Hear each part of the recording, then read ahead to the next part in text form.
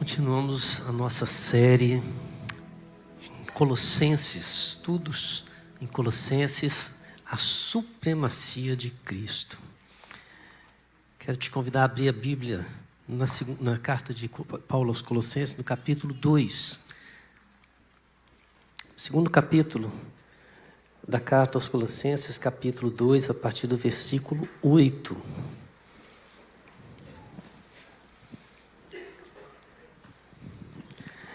Diz assim a palavra de Deus, acompanhe com atenção. A carta aos Colossenses é uma carta muito preciosa para a nossa vida, tem verdades profundas e é uma das mais cristocêntricas que temos. Diz assim, cuidado que ninguém vos venha a enredar com sua filosofia e vãs sutilezas, conforme a tradição dos homens, conforme os rudimentos do mundo e não segundo Cristo. Porquanto nele habita corporalmente toda a plenitude da divindade. Também nele estáis aperfeiçoados. Ele é o cabeça de todo principado e potestade. Nele também fostes circuncidados, não por intermédio de mãos, mas no despojamento do corpo da carne, que é a circuncisão de Cristo. Tendo sido sepultados juntamente nele no batismo, no qual igualmente fostes ressuscitados mediante a fé no poder de Deus que o ressuscitou dentre os mortos. E a vós outros, que estáveis mortos pelas vossas transgressões e pela incircuncisão da vossa carne, vos deu vida juntamente com ele, perdoando todos os nossos delitos, tendo cancelado o escrito de dívida, que era contra nós e que constava de ordenanças, o qual nos era prejudicial, o removeu inteiramente, encravando-o na cruz. E despojando os principados e potestades, publicamente os expôs ao desprezo, triunfando deles na cruz. Ninguém, pois, vos julgue por causa de comida e bebida, ou dia de festa, ou lua nova, ou sábados, porque tudo isso tem sido sombra das coisas que haviam de vir. Porém, o corpo é de Cristo. Ninguém se faça árbitro contra vós outros, pretextando humildade e culto dos anjos, baseando-se em visões, enfatuado, sem motivo algum na sua mente carnal, e não retendo a cabeça, da qual todo o corpo, suprido e bem vinculado por suas juntas e ligamentos, cresce o crescimento que procede de Deus. Se morrestes com Cristo para os rudimentos do mundo, por quê? Como se vivesseis no mundo, vos sujeitais a ordenanças. Não manuseis isto, não proves aquilo, não toques aquilo outro, e segundo os preceitos e doutrinas dos homens. Porque todas essas coisas com uso se destroem. Tais coisas, com efeito, têm aparência de sabedoria, como o culto de si mesmo, e de falsa humildade, e de rigor ascético. Todavia, não tem valor algum contra a sensualidade. Vamos orar? Feche seus olhos. Pai querido, Pai amado, nós nos curvamos diante da Tua soberania e clamamos a Deus que o nosso coração esteja pronto para receber a semente da palavra do Senhor. Pai, que o Senhor aviva-nos, que o Senhor quebranta-nos, que o Senhor nos faça compreender que a Tua presença é a razão pela qual vivemos, Pai. Que a nossa mente esteja aberta para ouvir Tua palavra, o nosso coração pronto para obedecer e a nossa vida para Te servir, no nome do Senhor Jesus. Amém. Amém. Amém. Irmãos, estamos numa série e na semana passada terminamos com uma ilustração muito interessante. Quem não estava... Tarefa para casa. Vai chegar em casa, vai ouvir o sermão da semana passada. Quem estava vai lembrar. A última pergunta foi assim: por que a vida espiritual de algumas pessoas parece uma montanha-russa? Lembram? Altos e baixos. Por que a vida espiritual de algumas pessoas parece uma montanha-russa? Os versículos 6 e 7 nos deram as respostas. Primeiro, porque recebem a Cristo e param. Um ato contínuo de receber. É como se fosse todo dia. Eu aceito, Aí sai da igreja, para. Né? E ele diz aqui, assim como recebestes a Cristo, o Senhor, andai nele. Então o segundo item foi porque seguem seus próprios caminhos e não andam em Cristo. Apesar de virem à igreja, continuam andando nos caminhos próprios, não em Cristo. E a terceira é porque não avançam no aprendizado, não estão sendo edificados, radicados, edificados e confirmados pela fé. Veja bem, então nós terminamos com esse desafio. Eu creio que o verso 8 que nós temos aqui, ele começa a apresentar quem construiu as montanhas russas. Né? Se nós somos desafiados a não ficar, agora nós vamos conhecer aqueles que são os edificadores de montanhas russas, exatamente para fazer com que a nossa vida com Deus, ao invés de seja constante crescimento, um constante amadurecimento, ela tenha esses altos e baixos. Então o verso 8, ele começa com uma importante advertência, e nós vamos ler na tela a advertência, olha a palavra, cuidado. Cuidado.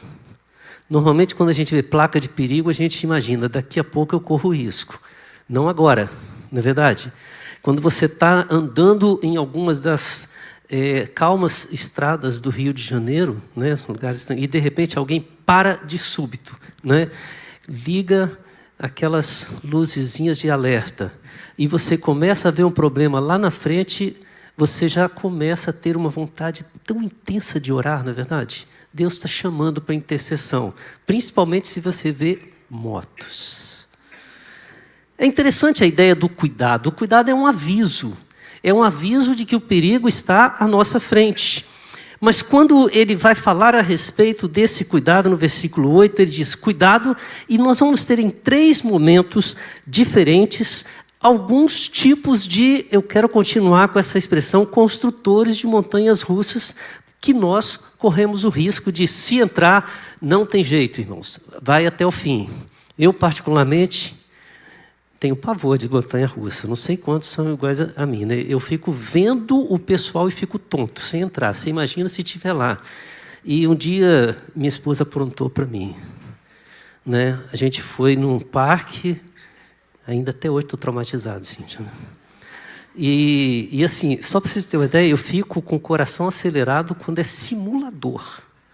Eu estou no simulador e quando faz aquilo, quando termina, eu saio assim, pálido. Né?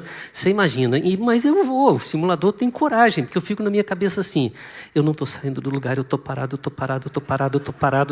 não estou andando, eu estou aqui. Aí a gente foi e a Cíntia falou assim, Homer, é só um simulador. E eu entrei, sentei, e achei estranho o simulador, na forma de um carrinho, com pessoas aqui, né? E ela assim, não, mas é só um simulador. Eu já vim aqui, é um simulador só, fica tranquilo. E estou lá e, de repente, o simulador começou a andar. Ela olha para mim com aquele olhar maravilhoso, lindo, cheio de amor. Eu me equivoquei. Eu me equivoquei. Eu podia sair dali? Não tinha jeito. Já era. Segurei, nunca coloquei as mãos com tanta força em algum lugar. Fechei os olhos e disse, seja lá o que Deus quiser. E fui orando. Deus abençoou. Ai, Senhor. E não é mais ou menos assim? Eu não abri o olho em momento algum. Fique registrado isso. Sem ver o que aconteceu, foi desesperador. Mas uma coisa era certa. Se eu entrei na montanha-russa, eu tenho que ir até o fim. E muitas vezes a nossa vida espiritual é desse jeito. A gente acha bonito, ou a gente é enganado, ou a gente, de alguma forma, por equívoco, e eu tenho certeza que a Cíntia testou meu coração naquele dia, mas aprovou, passou, né? Graças a Deus, agora ela se cuida muito mais antes de falar, vamos, muito, né?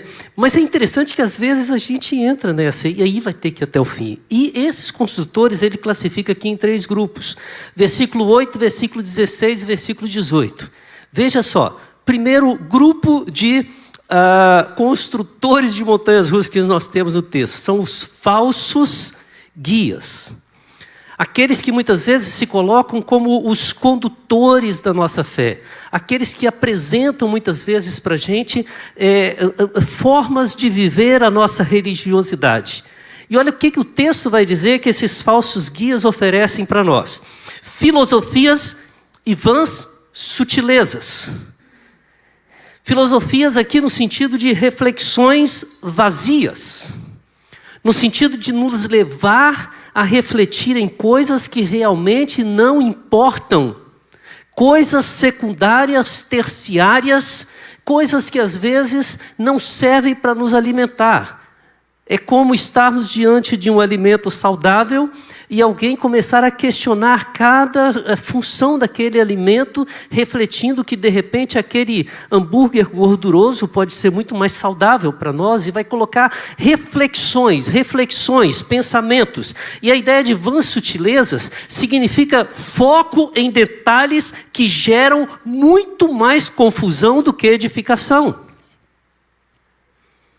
Qual a cor do cavalo branco de Napoleão? A igreja, pasmem, passou séculos discutindo a respeito do bafo de anjos. Se Adão tinha ou não tinha umbigo. Coisas que muitas vezes são interessantes, e por eu falar isso para vocês, talvez alguns estejam já pensando assim, cara, é verdade, nunca pensei na ideia de que Adão não poderia não ter umbigo, né? Não nasceu. Aí se começa, e toma cuidado, porque se você seguir o que eu estou fazendo, você está seguindo um guia falso. Porque isso não é tão importante quanto conhecer a supremacia de Cristo, quem é o Senhor, e as verdades essenciais da nossa fé. Então veja, falsos guias são muitas vezes aqueles que se levantam com reflexões vazias e enfatizam detalhes que causam problemas para a nossa fé. Ao invés de nos apontarem a essência do Evangelho, nos desviam para a periferia da fé. Outro aspecto presente nesses falsos guias, os construtores das montanhas russas, é o apego à tradição. Olha o que ele diz aqui, no versículo 8 ainda, né? Conforme a tradição dos homens. E aqui diretamente ele está se referindo a várias escolas de pensamento judaico, interpretação da lei naquela época, que colocavam regras e mais regras, diversas formas para serem seguidas e que faziam a gente ficar mais presos àquelas tradições que estavam sendo implantadas do que ao que Jesus estava fazendo em nossa vida. Uma das coisas maravilhosas da nossa igreja, ela é marcada pelo acolhimento. Todos nós temos uma experiência agradável com o acolhimento da Igreja Presbiteriana das Américas. Eu tenho certeza disso, né? É gostoso isso. Mas muitas vezes esse acolhimento significa que a gente tem que olhar para a pessoa e entender que ela é mais importante do que o que chega com essa pessoa. É com um olhar de igualdade. Porque muitas vezes, em alguns lugares, se a gente não estiver trajado da forma adequada, não recebemos nem bom dia, boa tarde, nem boa noite. Muitas vezes, se a nossa linguagem não está dentro dos padrões, e muitas vezes é feito dentro das nossas próprias doutrinas, se não declara a mesma fé irrestrita do jeito que eu penso, não serve. Esses falsos guias muitas vezes são pessoas e escolas que desviam o foco da Bíblia. Tiram o foco do que é a palavra e às vezes vem caracterizado com muita religiosidade. Grande parte daqueles que mataram Jesus não eram pessoas que desconheciam, eram pessoas que conheciam tanto que resolveram achar que Jesus não era o Senhor, não era o Salvador, não era o Messias, porque conheciam mais das suas tradições do que da revelação da palavra de Deus. Eu lembro quando estava no seminário e a igreja que a gente fazia prática de pregação, ela tinha uma cruz e todo mundo pregava e literalmente a gente cantava, né, que quero estar ao pé da cruz. Para o seminarista era uma tortura, que a gente ia fazer o sermão de prova ao pé da cruz. Mas um dia um dos nossos professores disse: o grande perigo na nossa vida com Deus é se acostumar com o sagrado e esquecer que aquele lugar é onde Cristo está e achar que pertence a nós. Nos tornamos falsos guias.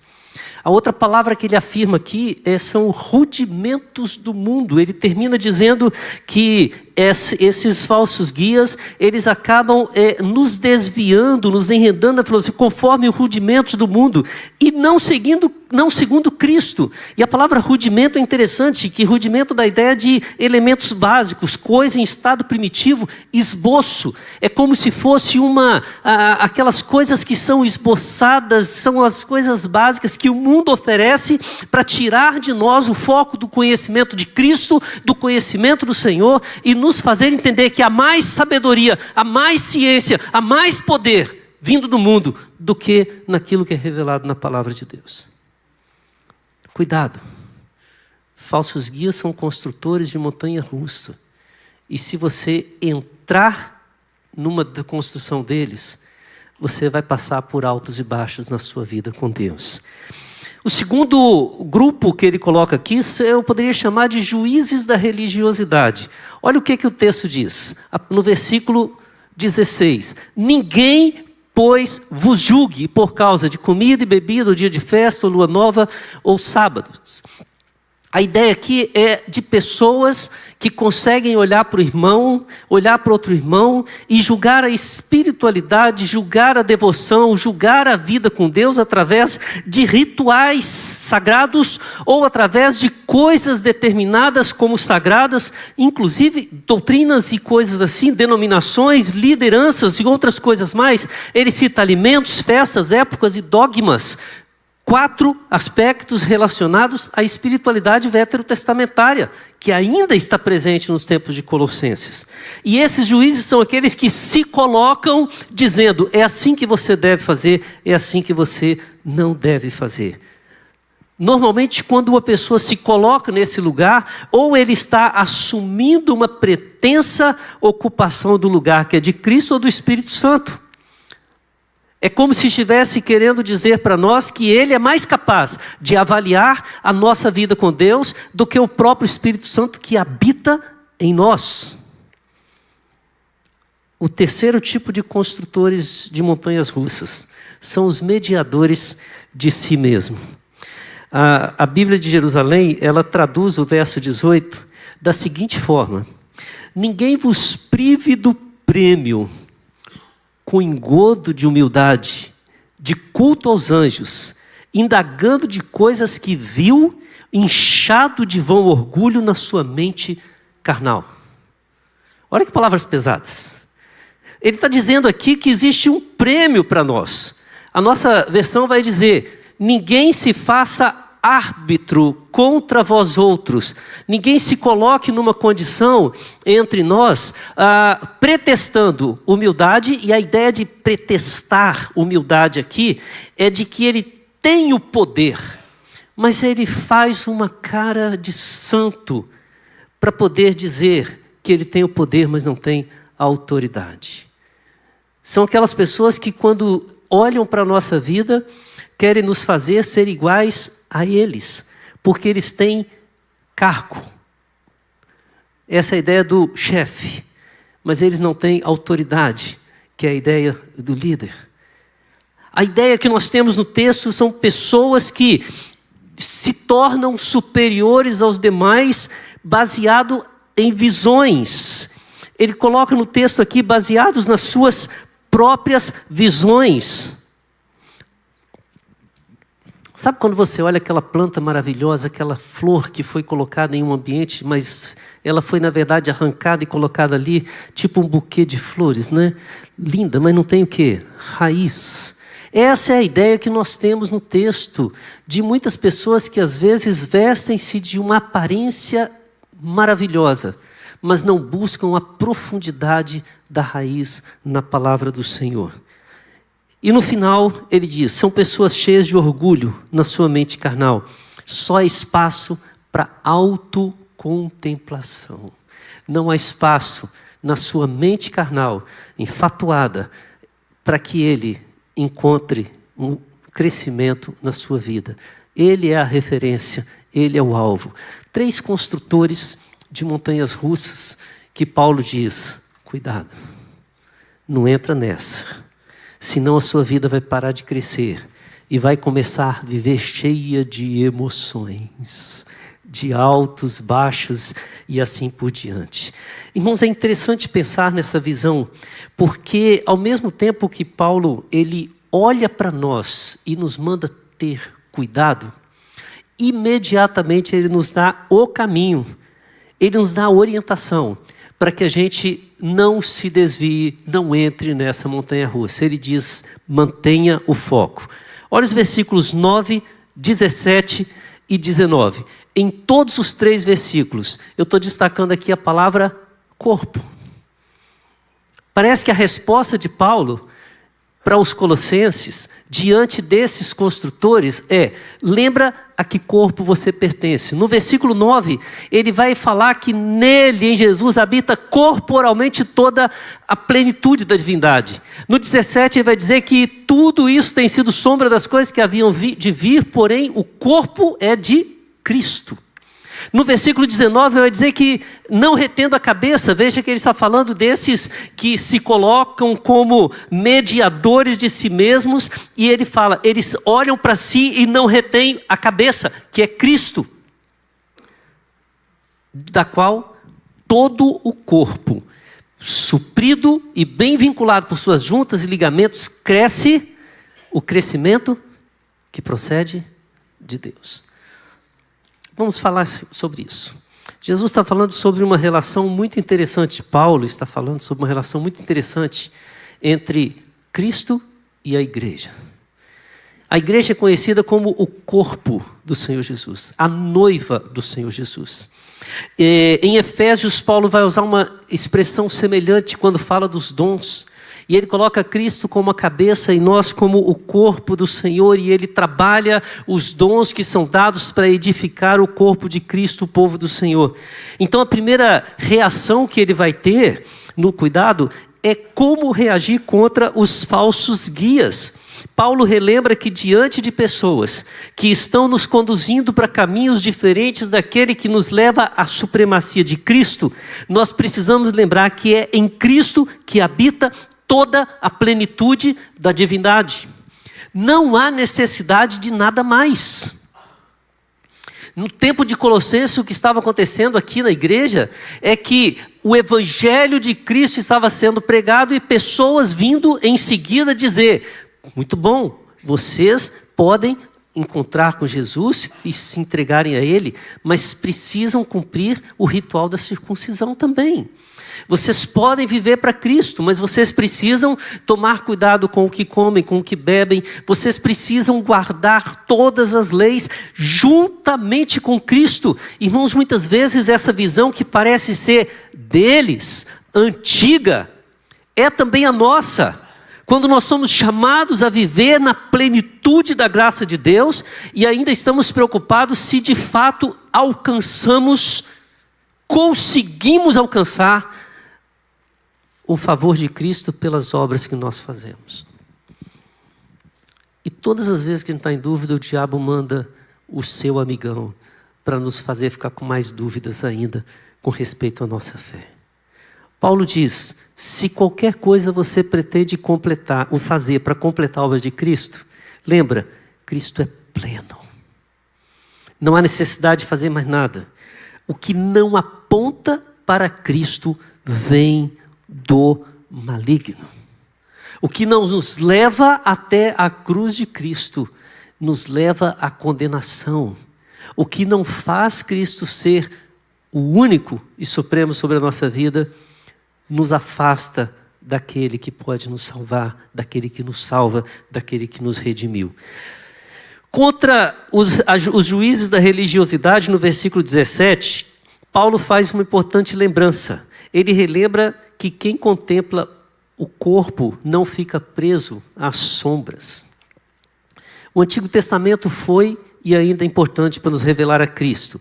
Mas uma vez que Cristo está presente, é para Ele que nós olhamos.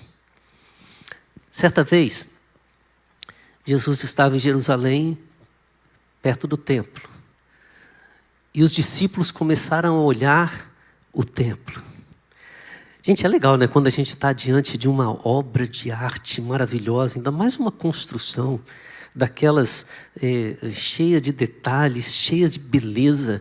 E eles começaram a admirar o templo. E num determinado momento olharam para Jesus e falaram assim: mestre, que pedras, que construções, que coisa. Talvez ali no misto, né? Olha que obra maravilhosa que nós temos para adorar a Deus. E talvez sendo assim, se a beleza é assim, nesse templo que foi reconstruído por Herodes, você imagina como deve ter sido o templo de Salomão, construído, e no qual o próprio Deus manifestou a sua presença de forma gloriosa. Irmãos, é interessante que Jesus olha para eles e fala assim: não ficará pedra sobre pedra que não seja derribada. Jesus está aqui, do lado. E eles admirando as pedras do templo. Sabe por que muitas vezes a gente entra na montanha-russa? Porque a gente está olhando o movimento do carrinho lá. Porque a gente está olhando algumas pessoas dizendo que estão felizes, estão se divertindo. Porque a gente está vendo a alegria lá e a gente não está contemplando aquele que nos sustenta, que nos fortalece, que nos eleva, que nos faz ver coisas muito maiores. Está ao nosso lado, é o Senhor Jesus. Então Ele nos manda contemplar. Foca na pessoa de Jesus, mantenha o foco e perceba que todos os aspectos veterotestamentários, todas aquelas legislações que nos levavam a ter que cumprir rituais e obras para alcançar o perdão, elas foram sombras. Mas agora nós temos a realidade diante de nós. E ninguém quer ficar ao redor da sombra, a não ser que seja a sombra do Peter Pan, que é autônoma, né? Nem ela fica correndo atrás, ela tenta fugir, mas ele pega ela de volta, porque o importante é Cristo na nossa vida. O versículo 19 vai falar contra os mediadores de si mesmos, e Paulo relembra que a cabeça da igreja é Cristo, e somente dele vem o crescimento que procede de Deus. Sem ele não há forças para crescer. Olha o que o texto diz: aqueles que estão seguindo os mediadores e não retendo a cabeça.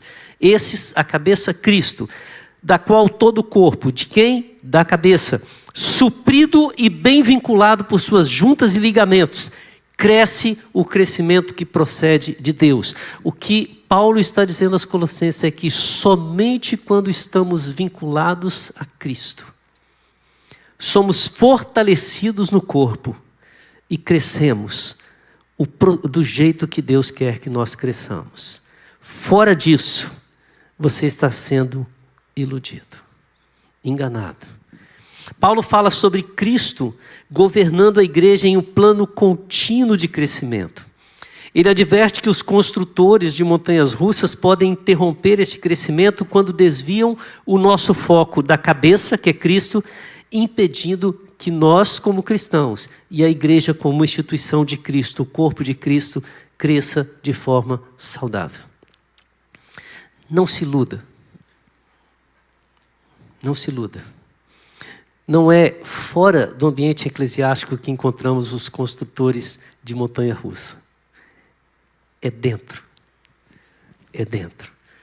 Todas as vezes que nós esquecemos que a igreja é de Jesus e começamos a encontrar outros guias, juízes ou mediadores de si mesmos que nos desviam o foco dentro da igreja, nós perdemos a visão do Senhor Jesus. Paulo então vai nos falar de outro ponto muito importante. Algumas convicções que estão no coração daqueles que resolvem caminhar com Cristo, que resolvem viver uma vida com Cristo, que entendem a supremacia de Cristo, que entendem a grandiosidade de Cristo, que são parte do corpo de Cristo. Isso aí ele começa a falar a partir do versículo 10. E eu separei aqui 6 convicções. 6 convicções que a gente pode encontrar nesse texto. Versículo 10. Nosso aperfeiçoamento está em Cristo. Também nele estáis aperfeiçoados. Também nele. Acho que ficou um pouquinho ruim de ler, né? Convicções que nos fazem crescer. Nele somos aperfeiçoados. Acompanhe aí na sua Bíblia. Porque diz aqui, também nele estáis aperfeiçoados. Ele é o cabeça de todo principado e potestade. Ou seja, não é nem mesmo as forças de Satanás são capazes de nos fazer retroceder quando Deus está trazendo crescimento sobre a nossa vida. Ele vai repetir isso aqui e no finalzinho, no versículo 15, quando ele fala que Cristo despojou os principados e as potestades, publicamente os expondo ao desprezo e triunfando deles na cruz. Então a primeira convicção que nos faz entender que a supremacia de Cristo é melhor do que qualquer oferta que venha a ser dada por esses construtores de montanha-russa é: em Cristo nós somos aperfeiçoados. Sem Cristo crescemos, caímos. Sem Cristo, um dia eu estou cheio da graça, no outro eu estou cheio dessa graça. Entenderam a diferença? Em um é porque eu me enchi, no outro eu não aguento mais, não suporto. Num dia eu estou rompendo em fé, no outro estou só rompendo. A fé foi embora. Em Cristo nós crescemos sempre. Em Cristo as alegrias nos levam à gratidão. As angústias nos levam à submissão. Em Cristo nós encontramos uma razão para sempre adorar. Sem Cristo, sempre há um bom motivo para nós não estarmos adorando. Em Cristo, a casa do Senhor é o lugar onde eu quero estar todos os dias da minha vida. Em Cristo. Sem Cristo, tem horas que é difícil. Tem horas que é difícil. Segunda convicção que nos faz crescer: a nossa identidade está em Cristo. O versículo 11 vai dizer que nele também fostes circuncidados, não por intermédio de mãos, mas no despojamento do corpo da carne, que é a circuncisão de Cristo. Olha que interessante, a marca que identificava um judeu era a circuncisão do prepúcio de todo varão, todo homem. Jesus tira essa simbologia e ele fala que essa marca da circuncisão ele fez no nosso coração. Inclui todos nós. Não é uma marca que nos identifica para os outros verem em um sinal visível, mas é uma marca que está dentro do nosso coração. Somos de Jesus, somos identificados com Jesus. Aliás, foi com essa ideia que pela primeira vez em Antioquia nós somos chamados de cristãos, aqueles que se identificam e são marcados por aquele homem que morreu na cruz chamado Jesus Cristo. Versículo 12 vai dizer que nos faz crescer a convicção de que a nossa justificação está em Cristo.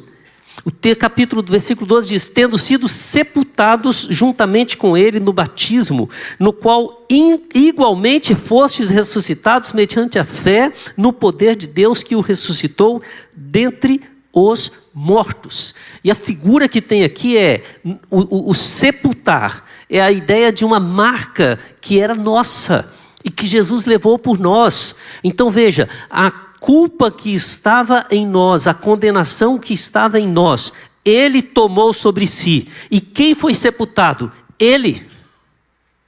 No ato de Cristo ser sepultado, nós fizemos parte do sacrifício, parte desta vitória, e nele ganhamos a justificação. O outro ato da graça é a ressurreição. Na ressurreição ele nos traz a vida, ele nos faz mais do que vencedores, porque nele nós alcançamos a vitória. Aliás, nossa vitória está em Cristo, é fortalecida na quarta convicção do versículo 13, que ele diz assim: a vós outros que estáveis mortos pelas vossas transgressões e pela incircuncisão da vossa carne, vos deu vida juntamente com ele.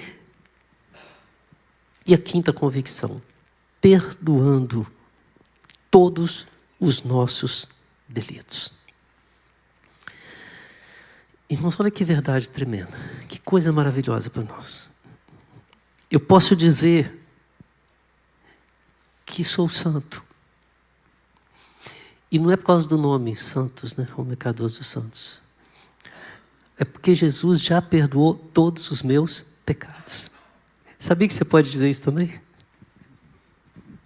Você pode falar: Jesus já levou tudo que me condenava.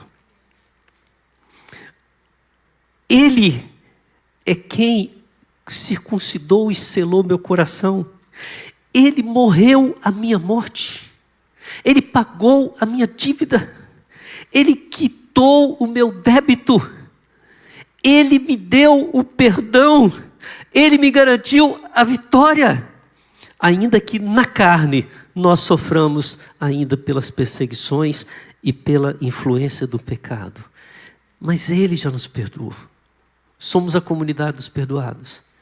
Agora, a questão que nós temos que pensar é o seguinte: já que eu estou perdoado, passado, presente e futuro, então deixa eu pecar um pouquinho mais, né? Sabia que tinha uma turma que fazia isso antigamente?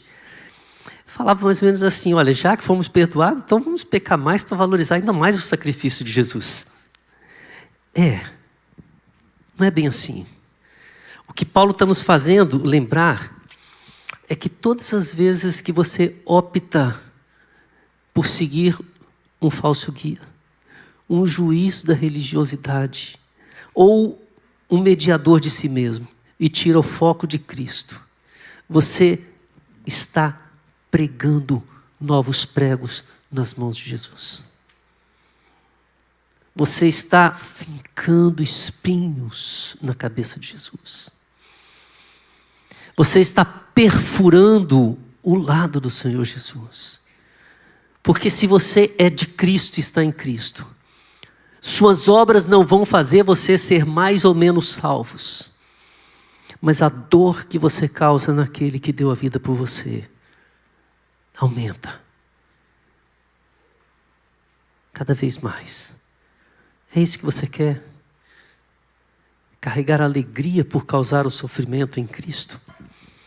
E Paulo termina dizendo a convicção de que a nossa eternidade está em Cristo.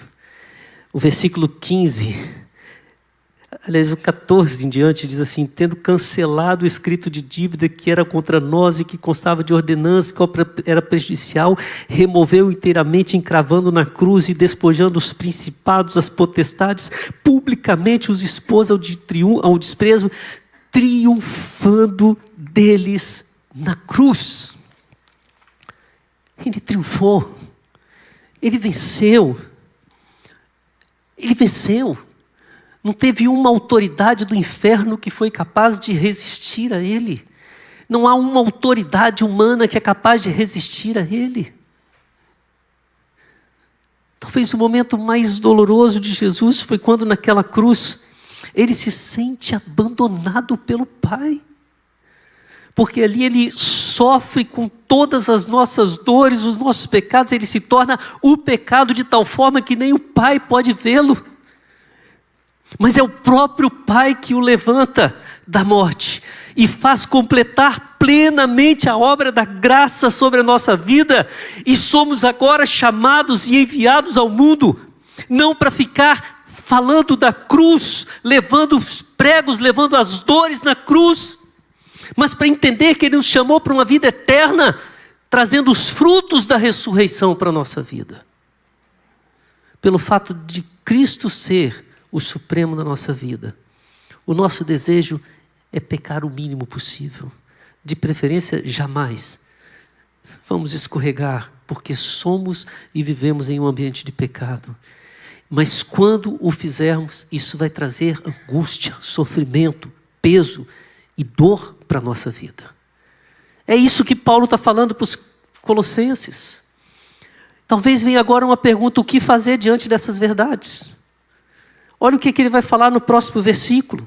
O que fazer diante dessas verdades? Você pode morrer com Cristo para os rudimentos do mundo, ou você pode continuar na montanha russa, sujeito ao mundo. Nenhum de nós aqui vai impedir você de sair daqui para casa, chegar em casa e falar o seguinte: olha, não estou nem aí para aquilo que foi pregado, vou voltar a ser a mesma coisa que eu era, vou continuar fazendo, vou continuar seguindo as minhas tradições, os meus rituais, vou continuar sendo conduzido, tentar conquistar a salvação pelas minhas obras, eu vou continuar sendo apenas um crente medíocre, Sabe o que significa a palavra medíocre? Na média. Medíocre não é negativo. Medíocre é aquele que está satisfeito com a média para passar de ano.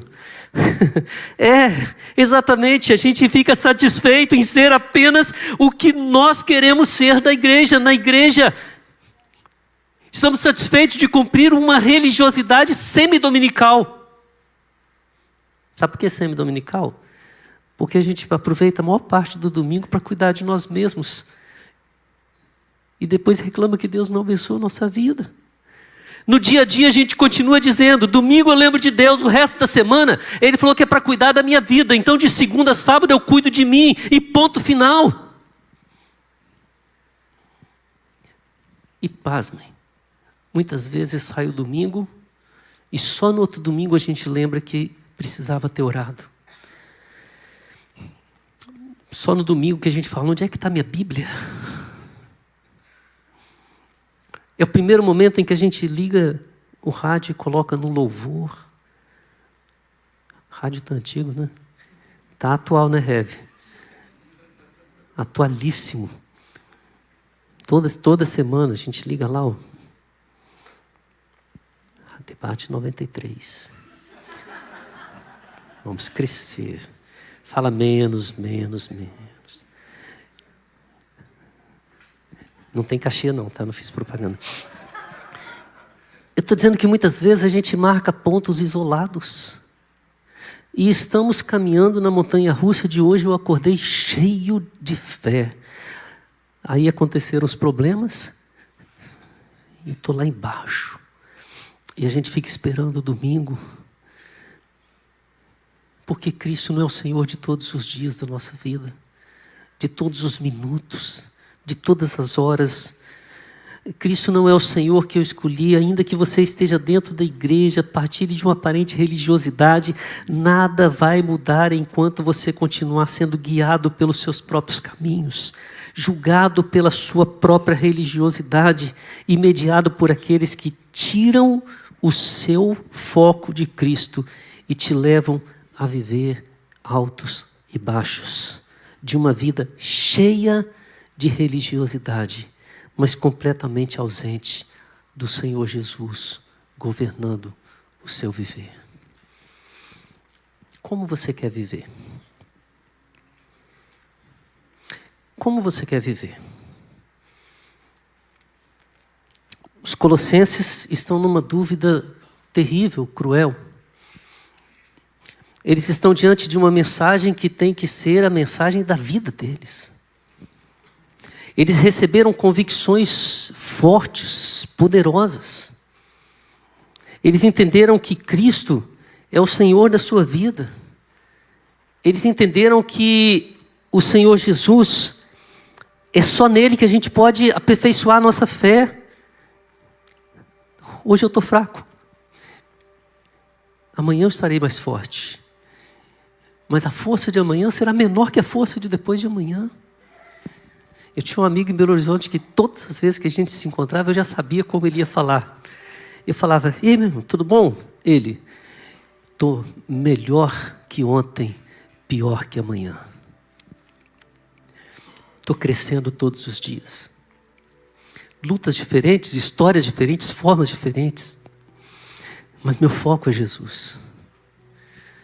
O foco da minha vida é Jesus. Quem reina na minha vida é Jesus. A minha identidade está em Jesus. Quem me justificou foi Jesus. Quem venceu a minha luta, a minha batalha foi Jesus. Quem me perdoou foi Jesus. E a minha eternidade está em Cristo.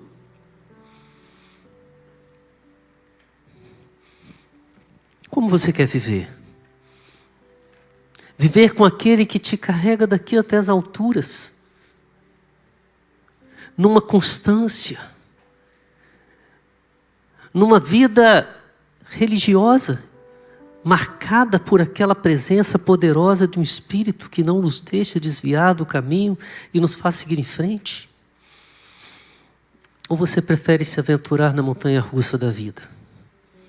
Seguindo preceitos, rudimentos, seguindo guias que tentam te conduzir por filosofias vazias?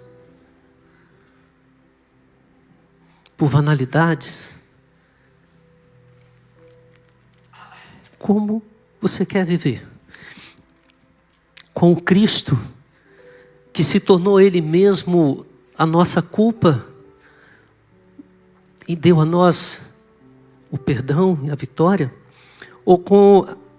Ou sendo julgado por aqueles juízes da religiosidade que dizem: olha, você precisa fazer isso, aquilo, não manuseie isso, não manuseie aquilo outro, toque nisso, não toca naquilo, você não pode comer isso, você não pode comer aquilo, isso está certo, isso está errado, e você vai tentando agradar essas pessoas, e quanto mais tenta agradar essas pessoas, mais desagrada aquele que deu a vida por você. Como você quer viver? Ao lado daquele que, ao invés de pensar em si, e somente em si, se esvaziou, deixou o trono de glória, se tornou homem como um de nós, por amor a mim, por amor a você. Ou quer viver com aqueles que se colocam como os mediadores do tempo e dizem para você que vocês têm que ser como essa pessoa, tem que cumprir os rituais deles. Irmãos, a carta aos Colossenses é uma carta que nos ensina que nada importa mais na nossa vida do que a supremacia do Senhor Jesus. E que andar com Ele é tudo o que queremos e precisamos. Mas ao mesmo tempo mostra que todos os dias surgem montanhas russas novas para você ser desafiado a entrar. E o meu desafio para você essa noite é ceder à tentação. Não entre. Olhe para Cristo. Cuidado com os perigos. Mantenha o foco. Jesus é o Senhor da sua vida. E nesse momento eu queria te fazer um convite muito especial. Se você quer fazer essa confissão diante de Deus aqui na presença do Senhor, quer ter um momento seu com Deus, um momento de intimidade, quero te convidar a vir aqui à frente para a gente orar juntos. Porque todos os dias nós precisamos refletir sobre como queremos viver. E eu quero viver para Cristo. Você quer viver para Cristo? Então venha, vamos orar, vamos colocar nossa vida no altar do Senhor.